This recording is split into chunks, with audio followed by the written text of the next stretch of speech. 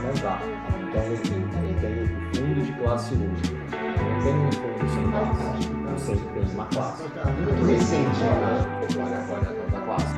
Bom dia, boa tarde, boa noite. Mais um episódio gravado de Investimento à Beça. Hoje com meu amigo Eric Oioli, que vai se apresentar corretamente. Tudo bem, Eric? Tudo bem, Hudson? Como vai? Como é que você tá? Tudo bem, e você? Tudo jóia, felizmente. Super obrigado por estar aqui, hein, cara. Isso é uma conversa ótima, tenho certeza. Legal, muito bom. Eu agradeço. Obrigado pelo convite. Para mim é uma satisfação estar aqui com você. Você é um cara que eu admiro muito. Fico muito feliz mesmo de estar a gente batendo esse papo aqui. Ah, pô, obrigado. Recíproco é totalmente verdadeiro. Legal. Totalmente. Muito bom. Eric, começa se apresentando, né? Bom, eu sou o Eric Oioli, sou advogado, né, sou sócio do VBSO Advogado, sou sócio fundador. E atuo aí já, vão ser aí quase 25 anos no mercado financeiro, no mercado de capitais, e também trabalho com operações societárias, M&A, etc. Além de advogado, eu sou professor, né, dou aula no INSPER também já há alguns anos, sobretudo em regulação bancária e regulação do mercado de capitais. E é isso. Faz um monte de coisa, né? Escreveu livro também, escreve artigo. Já escrevi livro, já plantei uma árvore, tive filho, já fiz tudo que eu tinha que fazer. Eu tenho que aproveitar e descansar um pouco, então. Descansar um pouco. Descansa um pouco, que é bom, né? Eric, para essa conversa de hoje, tá, como a gente estava combinando aqui, falar um pouquinho, vem um mundo novo aí de ativos digitais. Sim. E tal, e o mercado de capitais acho que tem muito a ganhar, né? A gente está até falando um pouquinho sobre financiamento da atividade produtiva e tal. Eric, dá um papo aqui pra gente, falar um pouquinho, a gente está falando de Tolkien vai mudar o mercado de capitais, tem muita coisa por vir. Vamos tentar aterrissar um pouco essa conversa? O que está rolando, o que é ativo digital? Vamos começar por aí. Legal, vamos lá. Eu acho que esse é um tema super interessante. Essa história dos ativos digitais, os tokens, elas começam há algum tempo atrás e talvez isso ganhou força com os criptoativos ou as criptomoedas, e talvez o mais emblemático disso é o Bitcoin. Né? Isso. O Bitcoin começou lá em 2008, foi escrito um paper sobre o assunto pelo Satoshi Nakamoto, que ninguém sabe exatamente quem é o Satoshi Nakamoto, se ele existe, se ele não existe, se ele é uma pessoa, não é? Mas foi feito um paper ali naquela época que era sobre o Bitcoin como instrumento de pagamentos peer-to-peer. Né? Ou seja, ele foi pensado como um criptoativo, ou seja, um ativo que ele é criado dentro de um sistema tecnológico, que é um protocolo blockchain, né, com criptografia. Né? E ele foi pensado ali com o propósito de ser usado como uma moeda de pagamento, onde as pessoas pudessem pagar uma para as outras, né, independentemente de intermediários como os próprios bancos. Né? Então não foi à toa que isso nasceu lá em 2008, porque era exatamente o período do subprime. Né? Então assim, ele nasceu ali como uma reação ao subprime, como uma desconfiança grande. Uma desconfiança em relação aos bancos. Então vamos criar um sistema aqui que a gente pudesse fazer as nossas transações, nossos pagamentos, sem usar os bancos, que, né, seriam os vilões lá naquela época por conta da crise que afetou o mundo como um todo. O Bitcoin amplamente utilizado, né?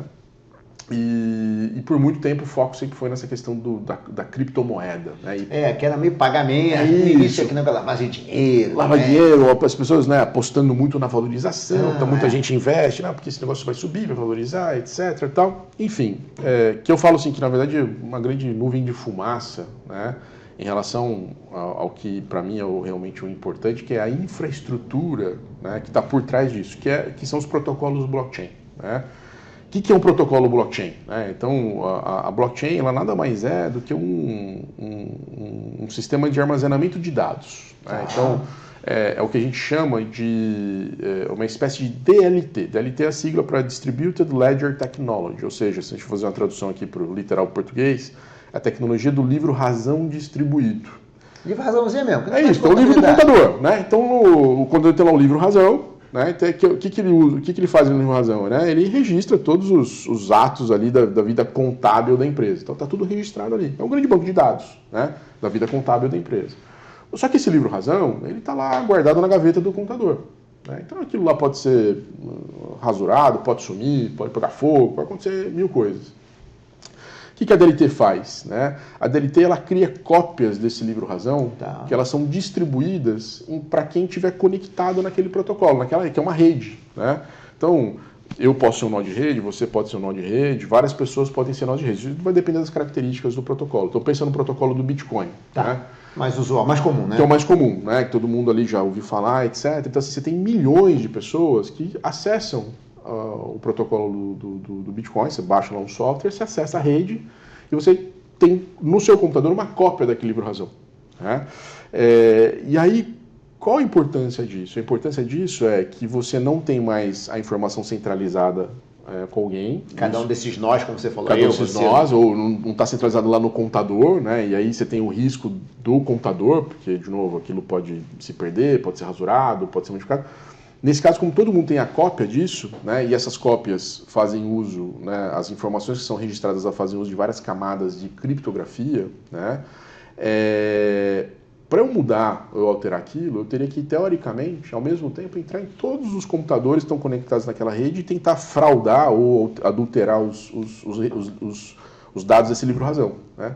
O que é virtualmente impossível, né? Dado que você não consegue invadir todos os computadores ao mesmo tempo e quebrar todas as camadas de criptografia que são usadas, né, para armazenar esses dados, né? E você tem controles aí que, se por acaso você quebra, você invade eu invadi o computador do Hudson e alterei o livro-razão do Hudson. Os demais nós de rede não vão reconhecer esse livro do Hudson.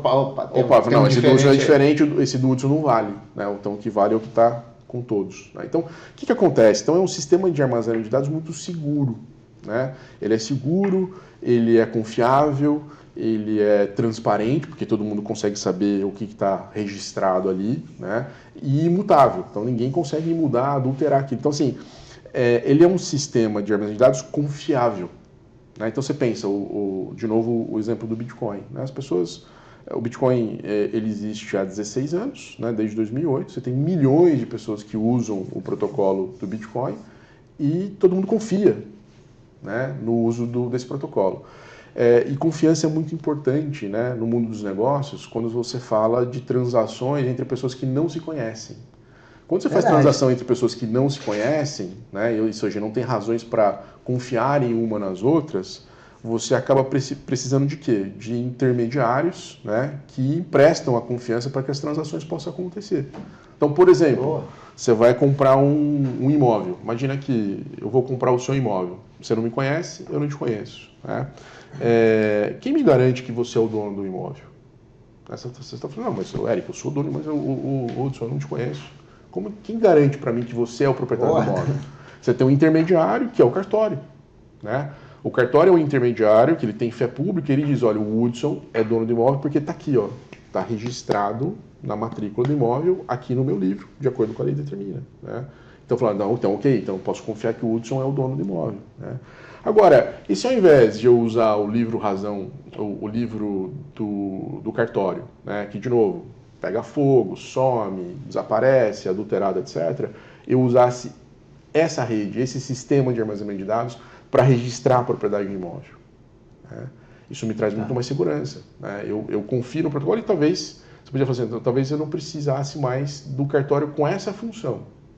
Ok. Né? Como esse intermediário. Você traz aquele meio tá do físico, vai trazer para um digital. Para o digital, exato. Né? Mas a função seria mais ou menos a mesma. Exato, porque aí esse é um ponto importante, que as pessoas muitas vezes falam, puxa, né, então quer dizer que o blockchain então, ele pode acabar com os intermediários? Que isso é uma questão de, vai acabar a B3, a Bolsa de Nova York. Não vai acabar. Então vai acabar com o cartório? Não vai acabar com o cartório, porque tem uma outra questão, né? Esse imóvel, que caso ele tivesse registrado, né, no blockchain a propriedade do imóvel, esse imóvel ele está aqui um registro digital, mas ele existe no mundo real, no mundo físico. Ele está aqui na rua, né? Então assim, eu preciso que alguém garanta que as características do imóvel que constam aqui do registro, então as metragens, confrontações, etc., eu preciso garantir que o que está aqui corresponde à realidade. Então, eu preciso de alguém que tenha a fé pública que garanta isso. Quem é que tem a fé pública para fazer isso? É o cartório, né? Então, assim, eu não posso entrar lá e imputar no blockchain qualquer informação sobre o imóvel. Ela fala, eu sou dono do imóvel com essas características. Não, eu vou ter que ter alguém que continue validando. Então, assim, o cartório vai continuar existindo, né? Só que isso vai ser feito de uma outra forma mais segura. Vai ser da conta, vai sair do cartão de cheque para o Pix. Exatamente. Mais ou menos. Exatamente. E aí vem outro ponto que é muito interessante, e aí realmente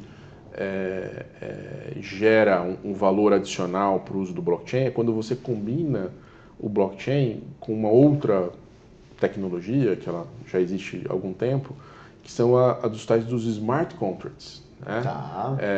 Aquela explicada aí, então. Então, vamos lá. O que é um smart contract, né? Vai um novelo, puxando. Se a gente fosse tradução, não, um contrato inteligente, né? E aí, né, eu sou advogado e tal, vou dizer para você que o smart contract não é nem um contrato e nem é muito inteligente. Né? Mas o que ele é? É uma coisa muito simples, né? Na verdade, ele é um código de programação que é autoexecutável. Né? Tá.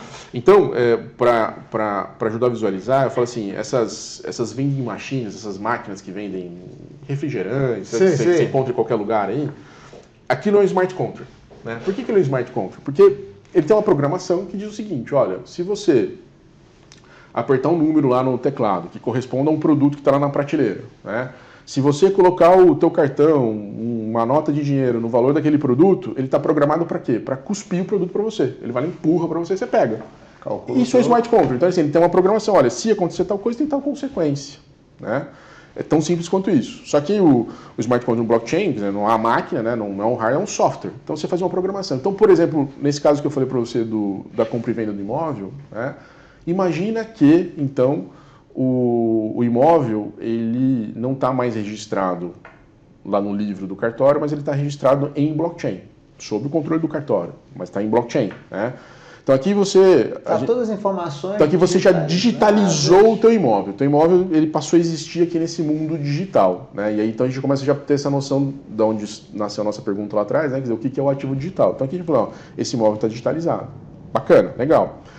Agora, a gente vai fazer nossa transação de compra e venda de imóvel e aí voltamos ao problema da gente não se conhecer, a gente não se confiar, etc. E fala o seguinte, quem dá o primeiro passo? Né? Eu transfiro a propriedade para você e depois você me paga, ou você me paga e depois eu transfiro a propriedade? Nossa, isso antigamente. Não é? Mas na época do talão de cheque era Porque você fala, putz, cara, e assim, né? O cara, se eu passo a propriedade, e se ele não me pagar?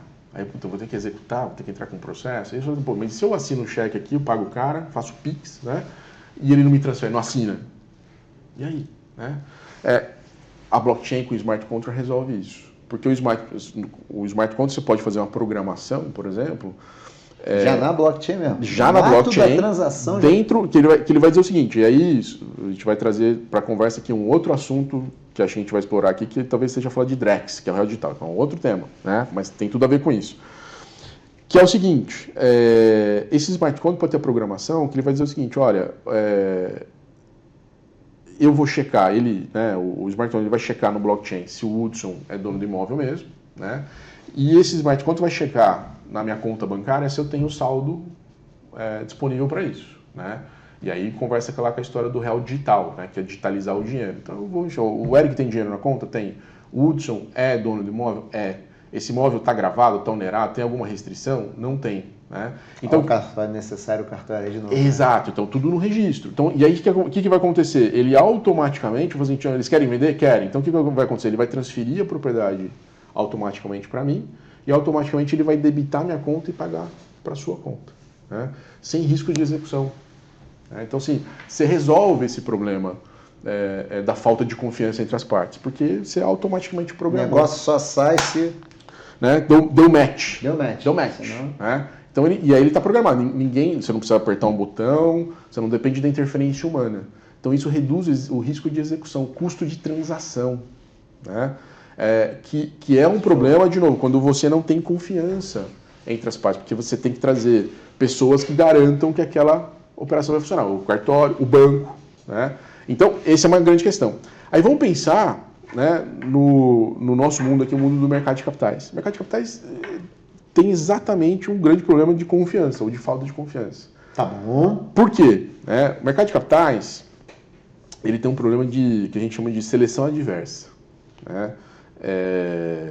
Você tinha lá o Akerlof, né, Prêmio Nobel de Economia, que ele escreveu um paper na década de 70 que é interessante, que ele fala do mercado de carros usados americano, né, que é o que eles chamam lá de Lemon Markets. Né? O Lemon, se a gente fosse traduzir aqui para o nosso português aqui, a gente ia falar, em vez de lemon, a gente ia falar, em vez de limão, seria um abacaxi. Né? Que eu estou com um abacaxi. Né? Então, o carro usado americano é um limão. Quem já comprou um carro usado, velho, sabe do que ele está falando. E aí, é onde eu quero chegar. Né? Pensa na compra e venda de carro usado pela internet. Né? Então, Tem empresas hoje que se especializaram em vender carros pela internet, e não estamos falando aqui, né, das plataformas mais conhecidas, aqui não vou citar nomes, fazer propaganda e tal, mas tem que falar assim, eu vendo seu carro em 48 horas. Né? E vendem.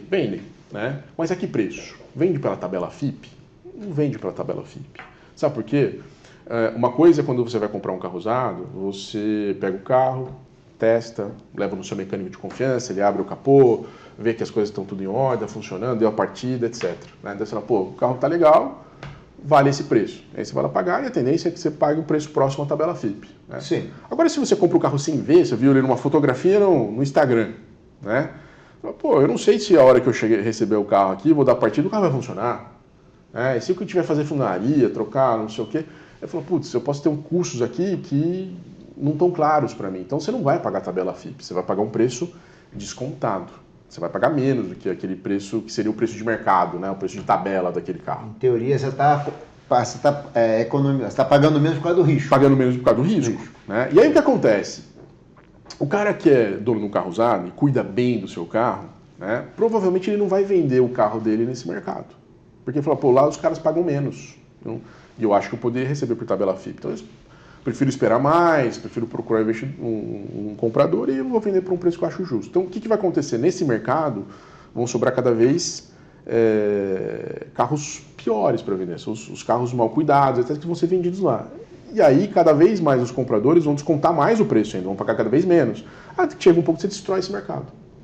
Né? Por quê? E no final do dia, porque as pessoas não se conhecem, não se confiam, eu não consigo confiar em você, eu não te conheço, eu não sei se esse carro se é bem cuidado ou não é bem cuidado. O mercado de capitais não é diferente, né? Porque as pessoas também não se conhecem, não podem confiar. Então, por exemplo, você vai comprar ou vender uma ação na bolsa. Eu não posso correr o risco da pessoa não me entregar a ação. E a pessoa que é dona da ação não pode correr o risco de você não pagar. Né?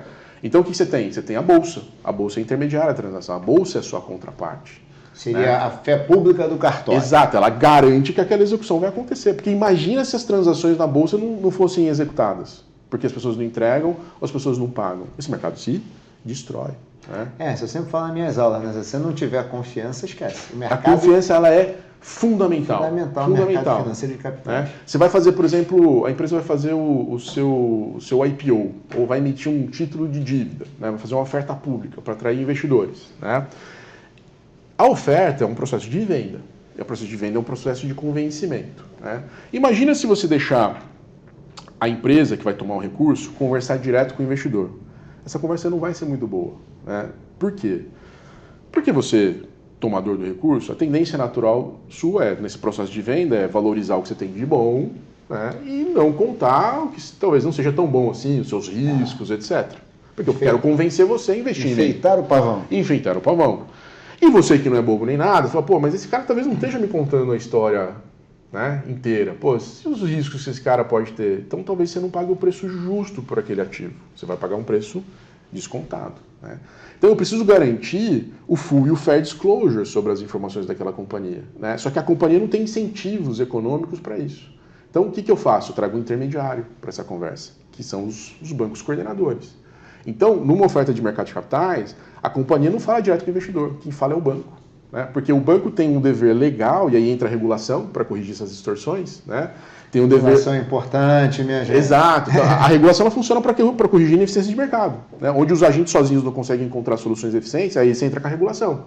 Então, a regulação vai fazer o seguinte, olha, eu quero o banco aqui no meio, porque o banco vai ter o dever legal, né, de fazer a diligência do emissor para saber, né, que aquelas informações, se as informações que estão sendo dadas para o investidor são verdadeiras, são consistentes, são suficientes para ele tomar uma decisão de investimento. Né? E se não for cumprido, o banco vai ser multado, vai ser, né? E o banco, como ele está todo dia fazendo esse tipo de operação, ele tem incentivo para não descumprir as regras. Né? Só que aí o que acontece, né, Hudson? Então tem um intermediário aqui, tem um intermediário ali e tal. Isso vai aumentando os custos, né, das operações. Né? Porque para garantir que esse mercado seja confiável, funcione, né, de uma forma eficiente, para que eu possa manter a confiança dos agentes no mercado, eu preciso ter uma série de intermediários que vão encarecendo o custo de acesso ao mercado. Vão dando mais robustez e confiabilidade, mas porém vão trazendo camadas de custo. Porque isso custa, né? São pessoas que estão prestando seus serviços ali, precisam ser contratadas, precisam ser remuneradas. Então, aí o que acaba acontecendo no mercado de capitais? Né? O mercado de capitais, que é um mercado que, teoricamente, produz eficiência econômica, porque ele junta, né? ele aproxima quem tem dinheiro para emprestar e quem precisa de dinheiro, né? Sem ter o banco aqui como intermediário, onde parte do recurso ficaria na forma de spread bancário, né? Então aqui eu tenho riqueza para ser distribuída de uma forma mais eficiente, né? Só que o problema é que o mercado de capitais, ele acaba sendo, o acesso é caro, né? Então assim, eu posso, por exemplo, do ponto de vista de uma taxa de captação, talvez empresa consiga uma taxa de captação, uma taxa de juros, um título, mais barato do que um empréstimo bancário, por exemplo. Certo, em teoria você está tirando spread aí, deveria. Por outro lado, eu tenho que remunerar toda uma cadeia de prestadores de serviço que acaba encarecendo. Então o custo total da transação acaba sendo muitas vezes caro e pouco competitivo quando eu comparo com uma taxa bancária. Então tudo isso para dizer o seguinte, lembrando que a gente falou dos atributos do blockchain que permitem construir confiança, entre partes que não conhecem, a grande hipótese é, e se, né, eu utilizo essa tecnologia como infraestrutura para essas operações de mercado de capitais, para justamente construir essa confiança e talvez prescindir, né, de todos esses outros custos de transação que vão sendo adicionados para garantir a confiança dos agentes. E tem aquela pergunta do como, né? Porque em teoria... É isso. Pensando aqui, só fazendo um raciocínio, passando a bola para você. Assim como lá no cartório a gente não dispensou o cartório, a gente vai conseguir dispensar os outros? É daí que vem a redução de custos ou não? Eu acho que não necessariamente, né? Eu acho que, em parte, algumas funções que são executadas hoje por intermediários vão ser desempenhadas ou podem ser desempenhadas de uma forma mais eficiente pela tecnologia, né? E outras funções vão continuar sendo importantes, né? Mas talvez se apoiem também na tecnologia para serem mais eficientes. Né? Então, assim, ela não vai necessariamente, isso vai, de novo, a história do cartório. Vai acabar o cartório? Não vai acabar o cartório. Não vai acabar com o intermediário, né? Mas talvez a função dele seja desempenhada de uma forma mais eficiente, porque a tecnologia permite essa eficiência. Porque no final do dia também muitos dos custos desses intermediários são associados à responsabilidade que eles têm, né? E os custos que eles precisam incorrer para garantir que as operações funcionem, né? Então tem que contratar gente, tem que contratar back-office, tem que contratar sistema, etc, etc, etc. E isso encarece o serviço, né? E você tem uma tecnologia que de fato ela é eficiente, ela é segura, né? E relativamente barata, né? Então você consegue reduzir os teus custos, né, operacionais. A própria mudança de patamar tecnológico, pensando em revolução industrial para cá, a própria mudança do patamar traz mais eficiência. Exatamente isso. Exatamente isso. Mais barato operar sobre a blockchain do que sobre a tecnologia tradicional. Exatamente isso. Ok. Né? E aí, para voltar lá no começo da nossa conversa, né, então assim, eu posso usar essa tecnologia para criar ativos, né, que são os ativos digitais. Né?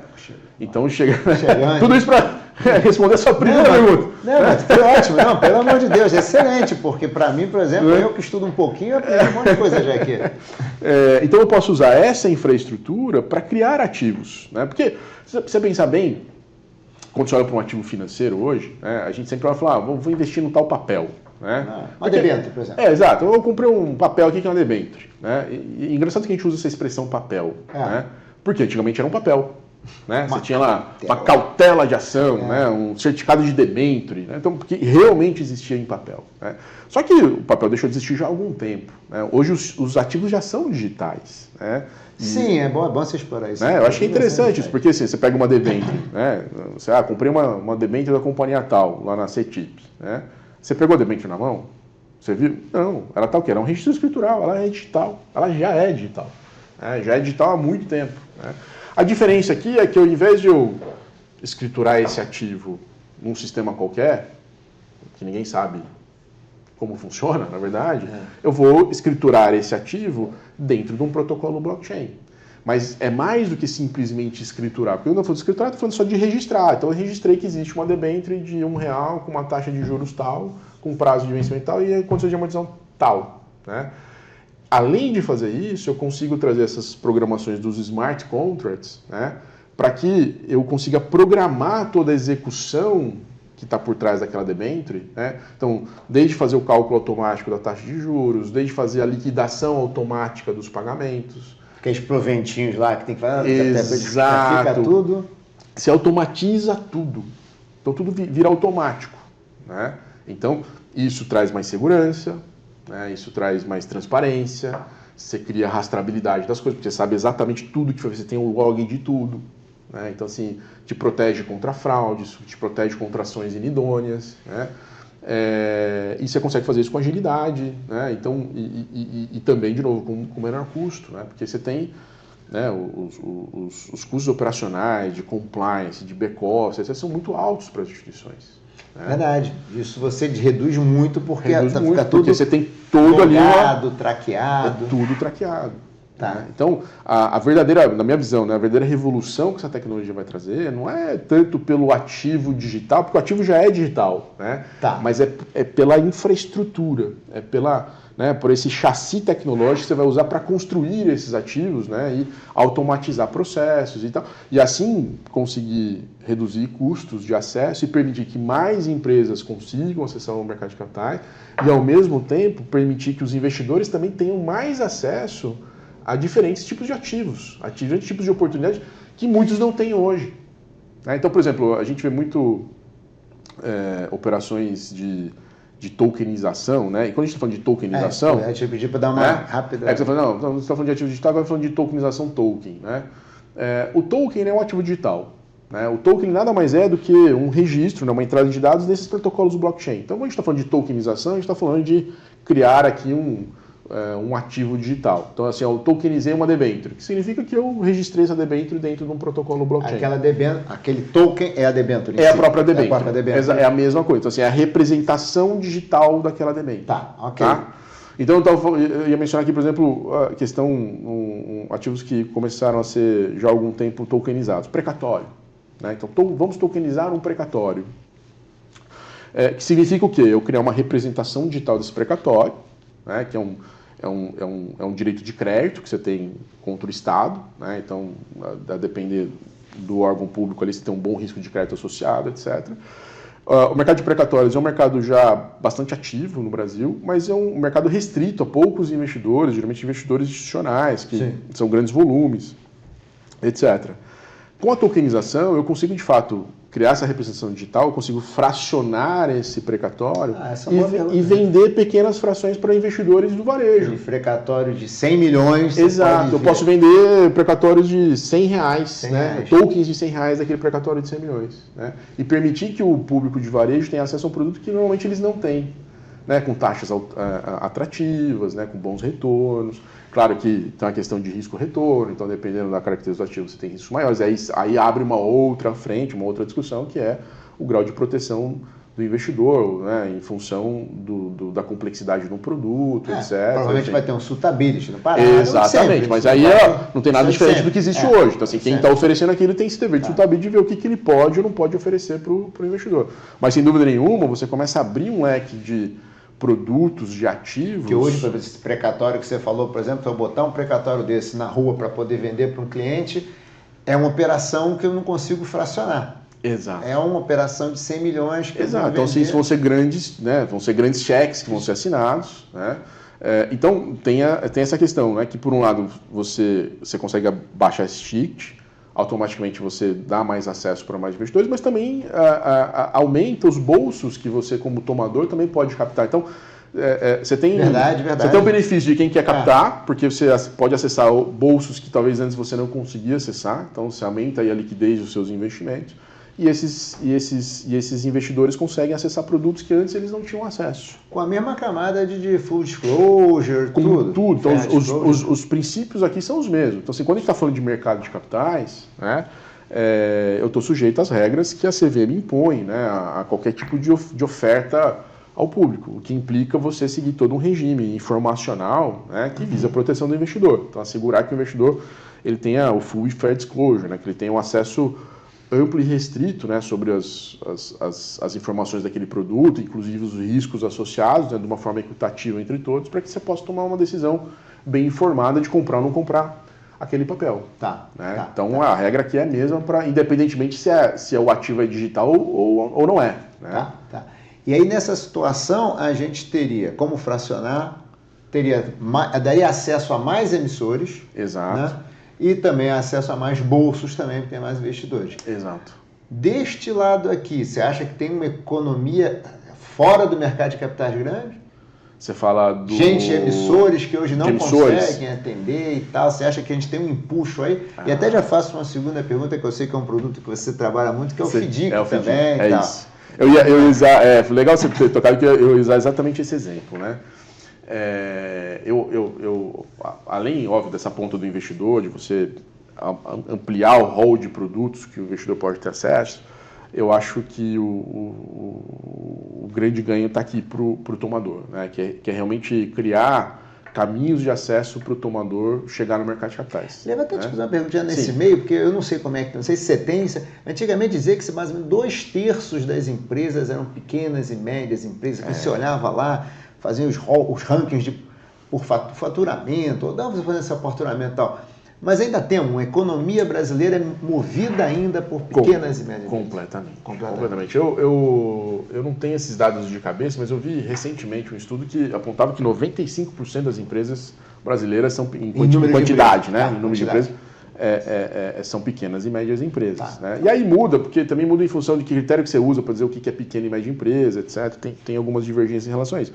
Mas não tenho dúvida que o grosso da economia brasileira são de pequenas e médias empresas, quando você fala em quantidade de negócios. Né? Claro, se olhar a grande empresa, em termos de volume, de faturamento, etc., são muito expressivos. Se você pegar as 500 empresas que estão na Bolsa, né, o volume de mercado deles pega uma boa parte da economia brasileira. Sim. Né? Mas em termos de quantidade de negócios, de empresas que geram emprego, que geram oportunidades, etc., é um número absolutamente expressivo. Ou seja, essas pessoas hoje boa parte estariam... Elas estão marginalizadas no mercado de capitais, Tá, essa é a grande verdade. Né? E eu falo assim, o mercado de capitais tem que ser uma política de Estado. Né? Assim, acho que não tem uma economia de mercado desenvolvida sem um mercado de capitais bem desenvolvido. Né? Porque realmente é um mercado que ele distribui riqueza, ele gera eficiência econômica, né? Então ele traz dinheiro de quem tem para investir para quem precisa. Né? É injeção de capital na atividade produtiva na veia. Né? Só que, aquilo que eu falei, né? Os custos ainda são altos. Então, qual que é a realidade do mercado de capitais brasileiro hoje? Né? Você tem as grandes empresas que conseguem bancar os custos de uma captação, de fazer um IPO. Fazer um IPO custa dezenas de milhões de reais, só de prestador de serviços ali. Então, não é qualquer um que banca isso. Né?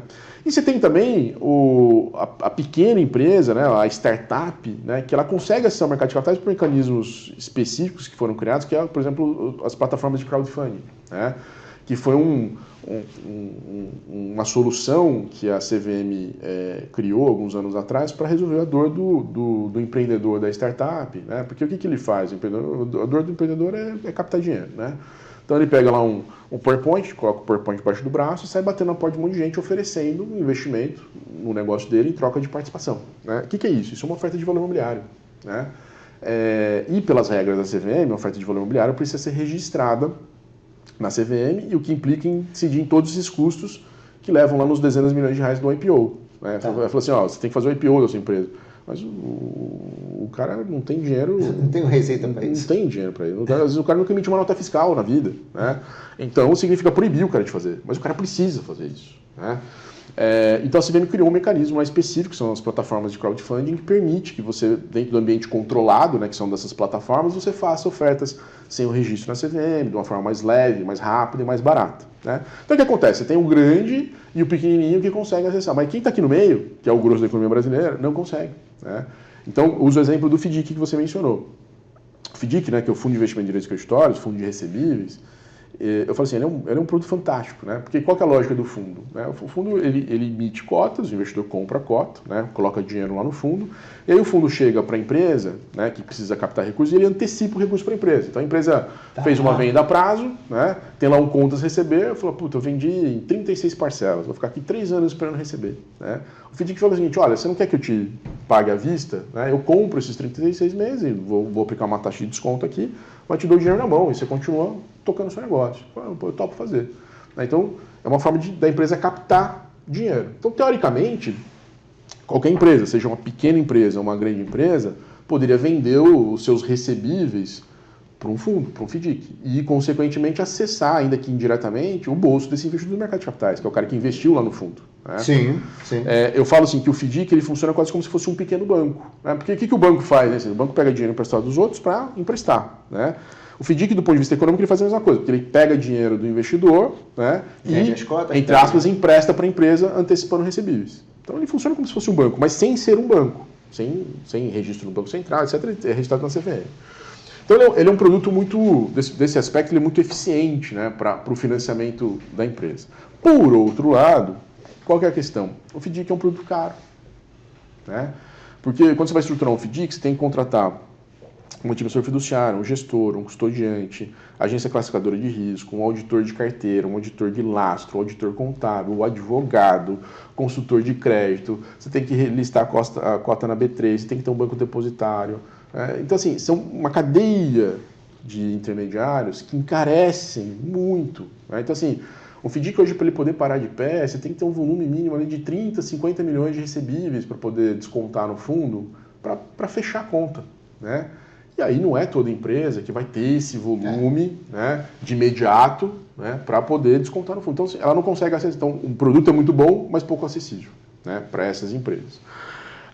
E aí vem a história da tecnologia. E aí, por que eu gosto do caso do FDIC? Porque a gente desenvolveu um projeto lá no escritório, no ano passado, que a gente fez lá junto com o Itaú, né, que é o do TDIC. Né? O que é o TDIC? É o Token de Investimento em Direitos Creditórios. Tá bom, né? É um FDIC... Ele não é... Então, esse é o ponto. Ele não é um FDIC. Esse é o de propósito da pergunta. Ele não é... Mas óbvio que pelo nome ele é uma provocação para o TDIC. Né? Por que ele é uma provocação? Bom, eu tenho trabalhado já em vários projetos de tokenização, né, de criação desses ativos digitais com ângulo de captação no mercado financeiro. Sempre tenho interagido muito com os reguladores, sobretudo com a CVM. Né? E porque... inevitavelmente esses ativos digitais eles assumem a característica de um valor imobiliário. Né? E toda oferta de valor imobiliário precisa ser autorizada pela CVM. Né? Só que, evidentemente, como é uma tecnologia ainda relativamente nova, as regras do mercado de capitais elas não foram pensadas no blockchain. Né? Então, tem algumas exigências das regras atuais que elas são um pouco anacrônicas, elas não fazem sentido nesse ambiente tecnológico. Mas o regulador, ele não vai acordar um dia de manhã e falar, nossa, essa tecnologia é linda, maravilhosa, eu vou mudar tudo que eu sigo e eu faço nos últimos 50 anos para abraçar essa tecnologia. Né? Mega risco. É um mega risco. Né? E assim, o regulador ele tem que ser conservador, ele é conservador por definição. Né? Então é um processo de aprendizado, né? Até ele se sentir de fato confortável e criar espaços para que essa tecnologia seja adotada de uma forma mais ampla. Né? Lembrando que a gente nunca regula a tecnologia, né? Porque a tecnologia muda, etc. Não se faz isso. Pois bem, nessas interações, uma das perguntas que a CVM me fazia, né, eu fazia para os meus clientes, eu falava, poxa, mas qual a vantagem de você tokenizar? Né? Porque aquilo que eu falei, você está tokenizando, né, você está digitalizando esse ativo, mas o ativo já é digital. Né? Você pode ter lá debênture digital, mas você está fracionando o ativo, mas você pode fazer uma debênture né, uma emissão de debênture de 10 milhões dividida em 10 milhões de debêntures de R$1. Já é fracionado. Né? Então, assim, onde você está ganhando com a tokenização? Né? O que, de certa forma, mostra uma visão que eu falo, que ela é contaminada pela visão dos criptoativos, tá? Você sempre está olhando para o ativo digital e não está olhando para a tecnologia. Porque o ganho está no uso da tecnologia, não está no ativo, que seria o viés da distribuição. É na infra. É isso, é na infra. Né? Então a gente falou, de tanto ouvir essas provocações, falou, a gente precisa desenvolver um projeto onde a gente consiga usar a tecnologia como infraestrutura e mostrar onde está o verdadeiro ganho disso. Né? Então a gente pegou essa história do FDIC, né? E o FDIC é um produto que para mim é muito caro, porque eu literalmente participei do nascimento do FDIC. O primeiro FDIC do Brasil eu participei da estruturação, lá em 2002, né? No final de 2001 2002. Então, assim, eu vi realmente isso nascer, eu ajudei o negócio a nascer. Né? Então, assim, eu sou fã, né, do... Não, eu sei que você é fã. É quase um filho. É quase um filho. Né? E é um produto, de fato, fantástico. Você consegue estruturar de 1000 formas, mas tem a questão do custo. E eu falei, então, por que não a gente desconstruir um FDIC e reconstruir ele nessa infraestrutura? Né? para tentar trazer esses ganhos de eficiência. Então, aí nasce o tal do TDIC, né, que ele não é um fundo. E por que ele não é um fundo? Porque, do ponto de vista regulatório, se eu fizesse o fundo, eu ia ter que submeter a regra da CVM, que vai dizer que eu tenho que ter o administrador, o custodiante, o gestor, toda aquela turma toda, e aí eu não ia conseguir comprovar minha tese de que a tecnologia traz eficiência, né? Então, a gente desconstruiu esse FDIC e a gente reconstruiu. Ele é uma estrutura, do ponto de vista jurídico, simples, que ele é um contrato de cessão de crédito. Né? Tá. Ele em si é um contrato de cessão de crédito? Ele é um contrato de cessão de crédito, tá. Né? Que é o que o FDIC faz. Né? Cessão de crédito, tem um cedente numa ponta, que é o dono do crédito, que está vendendo isso, né? No caso do FDIC seria para o FDIC, né? Que é o cessionário, né? E aqui nesse caso é o originador do crédito que está vendendo isso para o dono do token, né? Que vai ser o investidor que vai comprar o token e ele está comprando o recebível. Então ele é um contrato de cessão de crédito com revolvência. O que esse contrato te fala? Olha, eu, originador, que sou dono do crédito, estou me comprometendo a vender para o investidor, né, que vai ser o cara que adquire o token, direitos creditórios que atendam a esses critérios de elegibilidade e com essas condições de preço. Tá? Na outra ponta, eu vou ter um investidor, né, que no primeiro momento eu não sei quem é esse investidor, mas eu preciso vender o token para dizer quem ele é. Então, esse contrato, juridicamente, é um contrato que a gente fala com pessoa a declarar, porque eu não sei quem é a contraparte, por adesão. Então, o investidor ele adere a esse contrato. Como é que ele adere? Ele adere adquirindo um primeiro token, né, que é o token que ele vai colocar na carteira dele ali, na wallet, né, como a gente chama. Que esse token, ele é eu falo assim, é uma espécie de um recibo. Né, ele é um bilhete, né, que diz o seguinte, olha, eu sou parte de um contrato de cessão. Então, quando eu comprei aquilo, eu aderi ao contrato de cessão, né, e, consequentemente, eu me tornei dono do objeto do contrato, que são os recebíveis. Né, então, assim, quando eu fiz essa transação, o token ele não é um ativo. Né? O meu ativo que está lá no meu patrimônio não é um token, é um recebível. Né? O token ele é só um símbolo. Né? Tá. Então você, investidor, está comprando o recebível diretamente. O recebível diretamente. Exato. E o token é só um instrumento de adesão ao contrato. Tá. Mas aqui a gente não tem um só token. E aí as coisas começam a ficar complexas. Né? Eu tenho vários tokens. Que eu estava imaginando. Eu e você, eu não compartilho o token. Um token para mim, um token para você. Exato. Então, assim, cada um tem o seu token, e esse token está lá na sua carteira. Um grande contratão. Um grande contratão, que é um contrato por adesão, né? E esse contratinho, esse tokenzinho que você tem aqui, ele é um bilhetinho, né? Que é um recibo. Fala assim, ó, eu aderi a um contrato. Então, eu sou parte daquele contrato e vou ser dono do que aquele contrato diz que eu vou ser dono, que é o recebível, né? Mas não para aí. Esse contrato tem lá os critérios de elegibilidade, né? Então são as condições, né, que o originador se obriga a vender o recebível e o cessionário se obriga a comprar. Então esse recebível tem que ter um prazo tal, vencimento tal, de devedor X, Y, Z. Então são condições, são regrinhas, né, para compra. Essas regras elas são programadas num outro token.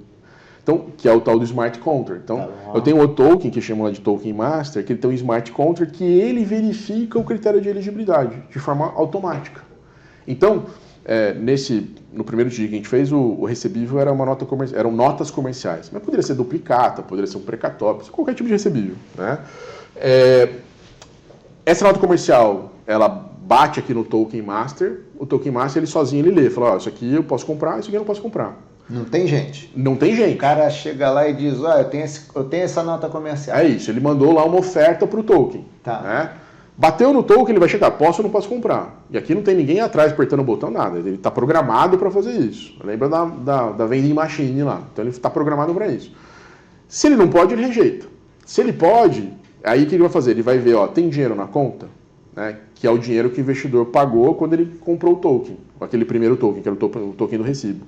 Ele vai olhar, tem dinheiro na conta? Tem. Então o que ele faz? Ele manda o dinheiro para o cessionário. É o famoso DVP, Delivery versus Payment. Né? Então eu entrego o ativo contra pagamento em dinheiro, de forma automatizada. Tá? Então eu comprei. Né? Aí o que acontece? Essas notas comerciais aqui, esses recebíveis, algumas vão sendo pagas. Esse dinheiro vai caindo numa conta. Né?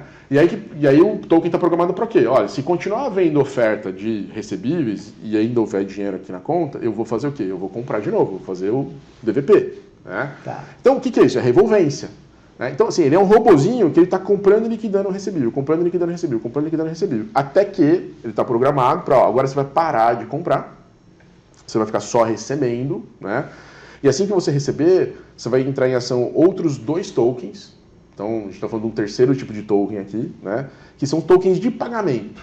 Porque ele vai pegar o dinheiro que está naquela conta e vai falar o seguinte, olha, primeiro eu vou pagar o token sênior, né? Que é o investidor sênior, né? Então eu vou tirar o dinheiro da conta e vou pagar esse cara até a remuneração que foi combinada com ele. Ah, vou pagar minha CDI mais alguma coisa. Pronto, paguei. O que sobrou, eu pago para o segundo token, que é o token subordinado, que fica com o resto da operação. Então, que é exatamente o que o FDIC faz. Tudo com um contrato de cessão. Tudo com um contrato de cessão. Quer dizer, juridicamente é um Exato. contrato de cessão.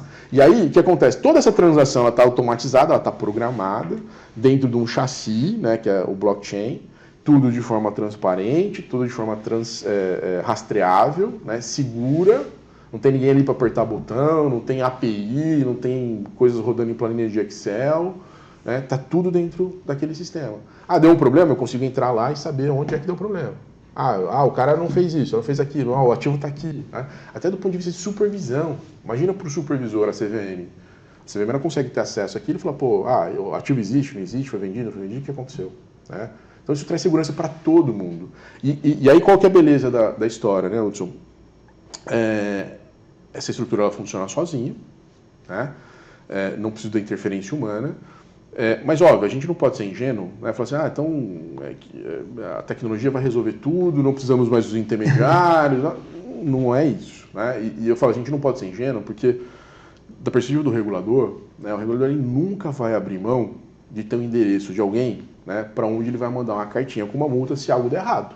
Alguém tem que ser responsável por isso, né?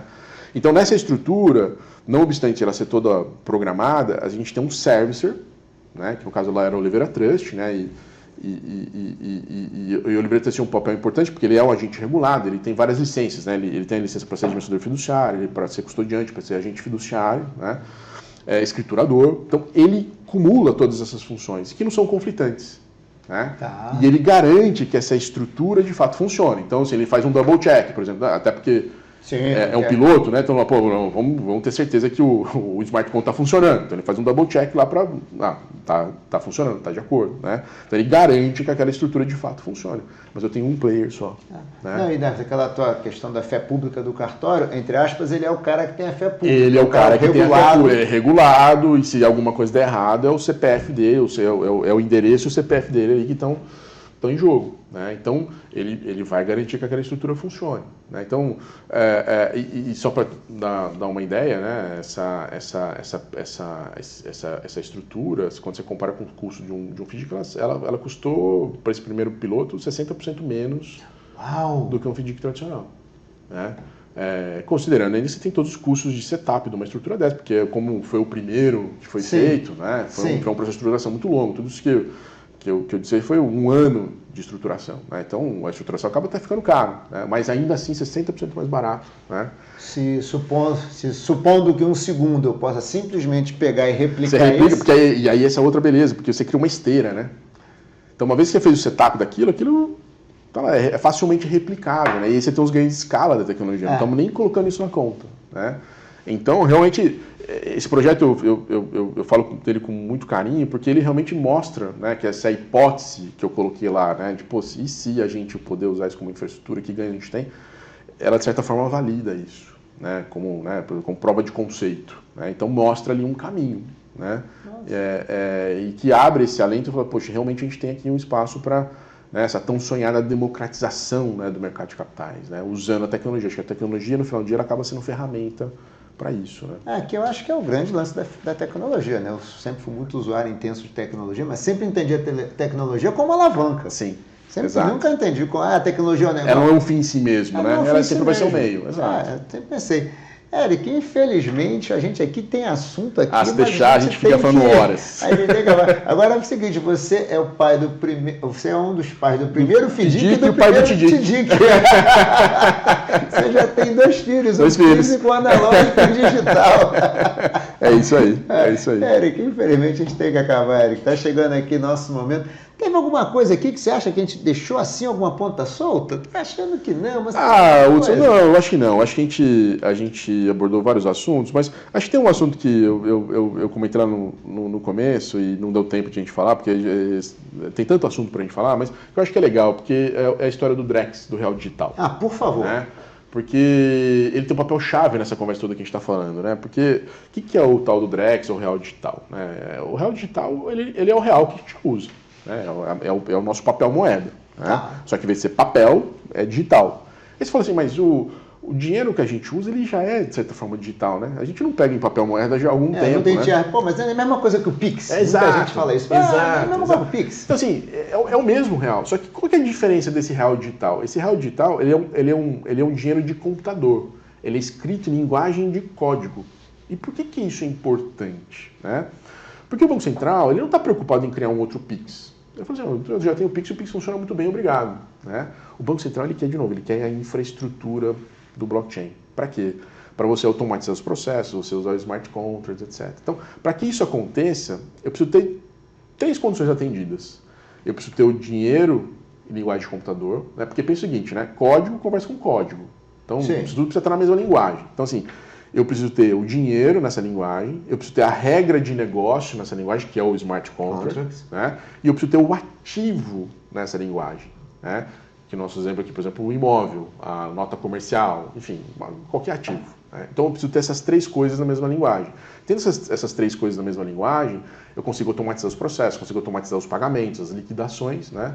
Tudo por meio desses smart contracts. Né? Então, qual é a visão do Banco Central? Para além da moeda, eu estou criando uma infraestrutura onde todas as transações econômicas vão acontecer. Né?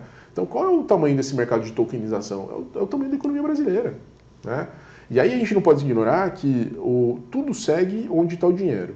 Né? Então, se o dinheiro está nessa linguagem, o ativo vai estar nessa linguagem. Né? Sim. Então, assim, o imóvel, em algum momento, ele vai ser de fato registrado em blockchain. Né? Inclusive, eu estava lendo hoje no jornal, o Banco Central, na segunda fase do Drex agora, ele vai testar a tecnologia no mercado de imóveis e veículos, por exemplo. Ou seja, a problema do veículo vai estar registrado em blockchain. Não significa que vai acabar com o Detran, mas vai ser registrado em um outro lugar. Né? E aí você pensa o seguinte, a empresa que vende o seu produto, presta o serviço, ela vai lá emitir uma duplicata. Né? Hoje a gente ainda fala de tokenizar a duplicata, que significa pegar essa duplicata que ela existe no mundo off-chain, né, no mundo real, né, e digitalizá-la, né, criar uma representação digital no blockchain. Né? Nesse cenário, muito provavelmente, a duplicata ela vai nascer no blockchain. Né? Não é que ela vai ser, né, vai nascer depois vai ser tokenizada, ela já vai nascer registrada lá. Né? E aí se eu tenho o ativo em blockchain, como a duplicata em blockchain, né, eu não vou poder fazer o desconto bancário desse duplicata em blockchain, eu não vou poder fazer o meu FDIC em blockchain, não vou poder securitizar isso em blockchain. Então, isso vai empurrar todas as outras agendas, né, inclusive a agenda regulatória do mercado de capitais. Então, assim, as transações de fato vão começar a acontecer dentro dessa infraestrutura. Você começa a pensar, isso é disruptivo.